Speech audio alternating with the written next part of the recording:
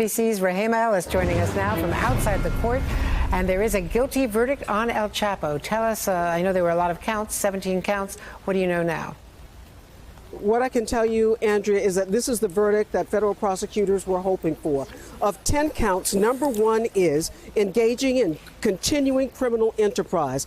The jury has found El Chapo guilty of that, and there are 27 violations included in that count. They found that he was guilty of all 27 except number 18 and 24. But that alone is enough for the federal government now to see that he has been found guilty, and he could face life in prison in a maximum security federal facility for the rest of his life. This is what authorities were hoping for. Our producer in the courtroom said there was no visible reaction from El Chapo when the verdict was read. This jury of 8 women and 4 men, this is their 6th day in their 2nd week of deliberation in a trial that had gone on for more than 3 months of someone who was considered the most notorious criminal in terms of drug trafficking in the world. This is a man who had been known for his ability to escape from Mexican prisons, and this is a man whom federal authorities had been investigating for 10 years. They've held him here in the United States for some 2 years. Again, this trial going on for more than 3 months, and now a jury has found El Chapo guilty of count 1, engaging in continual criminal enterprise regarding illegal trafficking of drugs. There are 10 counts that he was supposed to, that he was being judged on, and I'm just now hearing that he was found guilty on all 10 of the counts that he was being tried for. This is a huge day for the prosecutors. Guilty on all 10 counts, and this could lead to life in prison. Andrea? Rahema, thank you so much. And as you were getting the report from inside, seeing that it's guilty on all 10 counts, this is a real victory for the jury system. For 12 men and women, I don't know the composition of this jury, average citizens willing to stand up and take this decision against one of the most notorious criminals in history, who has been known to retaliate against civilians over and over again and has a widespread network. Joining me now, NBC legal analyst Danny Savalas, and joining us by phone, General Barry McCaffrey, 4-star general, retired, of course, the former White House drug czar. So the significance of this case, Danny, first to you.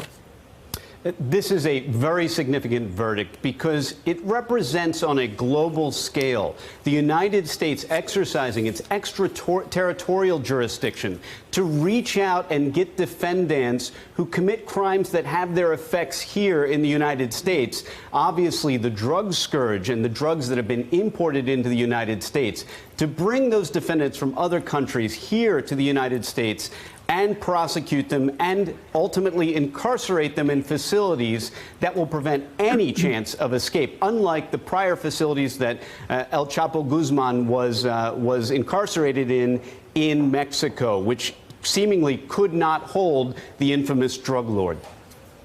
And to Barry McCaffrey, you were on the ground level of the war against drugs back in the Clinton administration. You've seen this, and you've, of course, seen it around the world, the challenge for the military as well in going against these drug lords. How significant is this?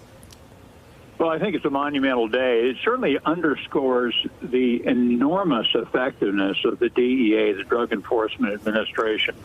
They've literally gotten as good as the CIA at conducting very sensitive, covert, long-term criminal investigations without blowing it.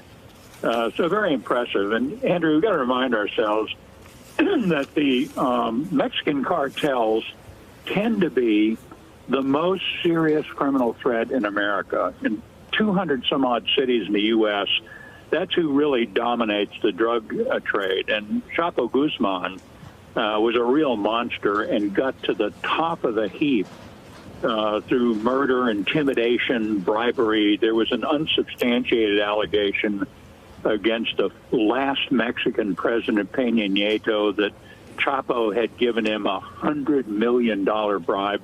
I don't actually believe that, but I think it just is emblematic of the scale of this criminal activity. And speaking of that scale, let me ask you about the sophistication. This was not guys crossing the border with backpacks.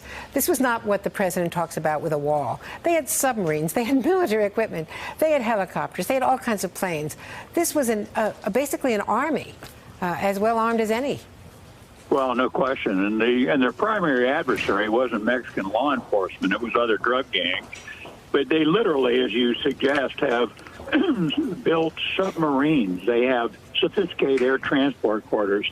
They hire law firms and public relations firms, and they use bribery not against an individual judge, but to basically penetrate and invalidate law enforcement systems in Mexico. And poor Mexico, I mean, these wonderful people, so vital to our economic future, have been literally helpless to defend themselves. Only the Mexican army, not without its problems, and the Mexican Marines have basically been a tool that the Mexican government could go to when they were in extremis. So, very serious situation. It's as bad, if not worse, than it ever was. And we should say a word as well. There are all kinds of implications about former presidents of Mexico and governors of various states in Sinaloa. But we should say a word about the journalists who have died covering this war on drugs, on these cartel leaders who have assassinated journalists as well, American and Mexican journalists at will. Hey there, I'm Chris Hayes from MSNBC. Thanks for watching MSNBC on YouTube. If you want to keep up to date with the videos we're putting out, you can click subscribe just below me or click over on this list to see lots of other great videos.